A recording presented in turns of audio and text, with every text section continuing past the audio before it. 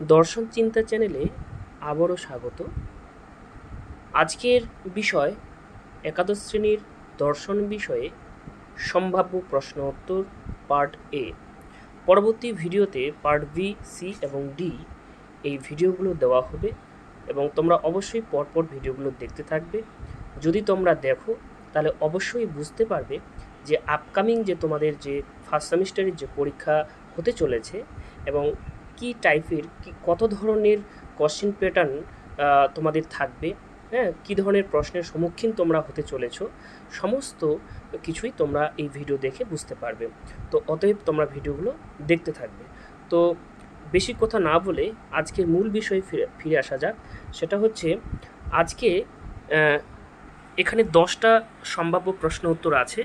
এই 10টা প্রশ্নের সমাধান এবং যেটা ব্যাখ্যা করার বিষয় সেটা ব্যাখ্যা আমি তোমাদের করিয়ে দেব। তো এই প্রশ্নটা করেছে দর্শন কোচিং সেন্টার। বলে রাখা ভালো যে এই দর্শন কোচিং সেন্টার এটা আমার একটা ব্যক্তিগত ইনস্টিটিউট।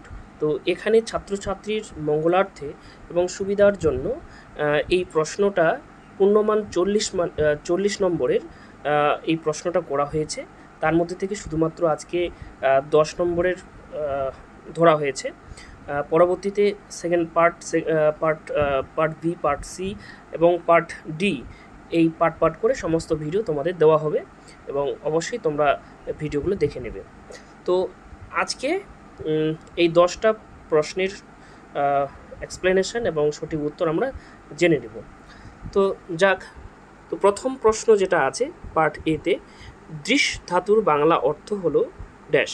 তো দৃশ ধাতুর বাংলা অর্থ option A Koda, option B পোড়া, অপশন সি জ্ঞান, অপশন ডি দেখা। তো এখানে সংস্কৃত দৃশ হচ্ছে একটা ধাতু এবং এর সঙ্গে অনট প্রত্যয় যুক্ত হয়ে কিন্তু দর্শন কথাটা উৎপত্তি হয়েছে বা সৃষ্টি হয়েছে। তো এই দৃশ কথার অর্থ কিন্তু হবে দেখা। অতএব এই একের ডি নম্বরটা হয়ে যাবে আমাদের সঠিক উত্তর। 2 নম্বরে কি বলছে, আধ্যাত্মবাদ বলতে বোঝায় এমন এক শাশ্বত নৈতিক নিয়মে বিশ্বাস যা মানুষকে আশার বাণী শোনায়। এটি কে বলেছেন?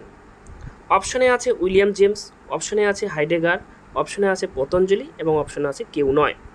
তো এই প্রশ্নের উত্তর হয়ে যাবে উইলিয়াম জেমস, একজন বিখ্যাত দার্শনিক এবং প্রয়োগবাদী দার্শনিক। তিনি এই কথাটায় বিশ্বাসী বা এই কথাটায় তিনি বলেছেন যে আধ্যাত্মবাদ বলতে এমন এক নৈতিক নিয়মের বিশ্বাস যা মানুষকে আশার বাণী শোনাবে। ঠিক আছে। কোশ্চেন নাম্বার 3তে বলা হয়েছে সাংখ্য মতে কোনটি দুঃখ নয়। তো যখন আমরা সাংখ্য দর্শন পড়ি তখন ওখানে সাংখ্য দার্শনিকরা 3টা দুঃখকে মেনেছেন, অর্থাৎ তারা বলেছেন দুঃখ হচ্ছে 3 প্রকার। এখানে এমন একটা অপশন আছে যে অপশনটা ভুল, সেই ভুল অপশনটা আমাদেরকে বের করতে হবে। ঠিক আছে। আধ্যাত্মিক দুঃখ, আদিভৌতিক দুঃখ, মানসিক কষ্ট না আদি দৈবিক দুঃখ। এখানে মনে রাখবে যে এই যে অপশন নাম্বার সি, ঠিক আছে, মানসিক কষ্ট, আলাদা করে এই মানসিক কষ্টকে তারা কিন্তু ব্যাখ্যা করেননি। এই আধ্যাত্মিক দুঃখ যে প্রথমে যে অপশনটা রয়েছে আধ্যাত্মিক দুঃখ, এই আধ্যাত্মিক দুঃখতেই কিন্তু সাংখ্যরা বলেছেন যে আধ্যাত্মিক দুঃখ বলতে শারীরিক এবং মানসিক দুঃখকেই বা শারীরিক এবং মানসিক কষ্টকেই তারা আধ্যাত্মিক দুঃখ বলেছেন, কিন্তু মানসিক কষ্টকে আলাদা করে তারা ব্যাখ্যা করেননি বা দুঃখ বলেননি। তো যাই হোক, পরবর্তী প্রশ্নে যাই। পরবর্তী প্রশ্ন কি আছে, সর্বদর্শন সংগ্রহ গ্রন্থের লেখক কে? 5-এর দাগে প্রশ্ন আছে সর্বদর্শন সংগ্রহ গ্রন্থের লেখক কে? তো এখানে অপশনে আছে শঙ্করাচার্য, অপশনে আছে মহর্ষি গৌতম, অপশনে আছে মাধবাচার্য, অপশনে আছে মহর্ষি কোনাদ। তো এই প্রশ্নের উত্তর হয়ে যাবে অপশন সি, মাধবাচার্য। মাধবাচার্য হচ্ছেন একজন নব্য নৈয়িক। হ্যাঁ, ন্যায় দর্শনকে মূলত 2টো পার্টে বিভক্ত করা যেতে পারে। একটা হচ্ছে প্রাচীন ন্যায় আর একটাকে বলা হয় নব্য ন্যায়। এই নব্য ন্যায়ের প্রতিষ্ঠাতা হচ্ছে মাধবাচার্য। এই মাধবাচার্যেরই একটা উল্লেখযোগ্য গ্রন্থ হচ্ছে সর্বদর্শন সংগ্রহ। তাহলে অপশন নাম্বার সি হয়ে যাচ্ছে আমাদের এখানে সঠিক উত্তর। 6 দাগের প্রশ্ন কি বলছে, ভারতীয় দর্শনে কয় প্রকার পুরুষত্বের কথা বলা হয়েছে। দেখো, ভারতীয় দর্শনে কয় প্রকার পুরুষত্বের কথা বলা হয়েছে। ভারতীয় দর্শন পড়লে ভারতীয় দর্শনের বৈশিষ্ট্য স্বরূপ আমরা কিন্তু পুরুষার্থ পড়ব। তো পুরুষার্থ কয় প্রকার, এখানে বলছে পুরুষার্থ কয় প্রকারের। অপশনে আছে 2, অপশনে আছে 3, অপশনে আছে 4, অপশনে আছে 5। তো এই প্রশ্নের উত্তর হয়ে যাবে সি। হ্যাঁ, তাহলে পুরুষার্থ কয় প্রকার, 4 প্রকার। হ্যাঁ, কেননা পুরুষার্থ হচ্ছে ধর্ম, অর্থ এবং কাম, মোক্ষ, এরকম করে পুরুষার্থ 4 প্রকারের হয়। তো এখানে সি হয়ে যাবে আমাদের সঠিক উত্তর। 7 দাগের প্রশ্ন কি বলছে, সাংখ্য দর্শন সম্প্রদায় নিরেশ্বরবাদী। সত্য মিথ্যা, সত্য মিথ্যা উভয়, কোনোটি নয়। তাহলে এই প্রশ্নের উত্তর হয়ে যাবে এ, অর্থাৎ সত্য। ঠিক আছে, কেননা সাংখ্য দর্শন সম্প্রদায়রা হলেন নিরীশ্বরবাদী। হ্যাঁ, কেননা এই দর্শন সম্প্রদায় কিন্তু ঈশ্বর স্বীকৃত নয়, অর্থাৎ ঈশ্বর স্বীকার করবেন না। তো অতএব আমাদের এ হয়ে যাবে সঠিক উত্তর। 8 দাগের প্রশ্ন কি বলছে, কপিল দর্শন বলা হয়। অপশন এ ন্যায় দর্শন, অপশন বি বৈশেষিক দর্শন, অপশন সি সাংখ্য দর্শন এবং অপশন ডি যোগ দর্শন সম্প্রদায়কে। তাহলে এখানে সঠিক উত্তর হয়ে যাবে অপশন নাম্বার সি, অর্থাৎ সাংখ্য দর্শন সম্প্রদায়। সাংখ্য দর্শনের প্রতিষ্ঠাতা হচ্ছে কপিল, মণি কপিল। ঠিক আছে, এই কপিলের নাম অনুসারে সাংখ্য দর্শনকে বলা হয় কপিল দর্শন। ঠিক আছে, তো অতএব সি হচ্ছে আমাদের এখানে কারেক্ট অ্যান্সার বা সঠিক উত্তর। 9 দাগের প্রশ্ন কি বলছে, 9 দাগের প্রশ্নে বলছে যে সংশয় থেকে দর্শনের সৃষ্টি। সংশয় থেকে দর্শনের সৃষ্টি, এই কথাটা কে বলেছেন।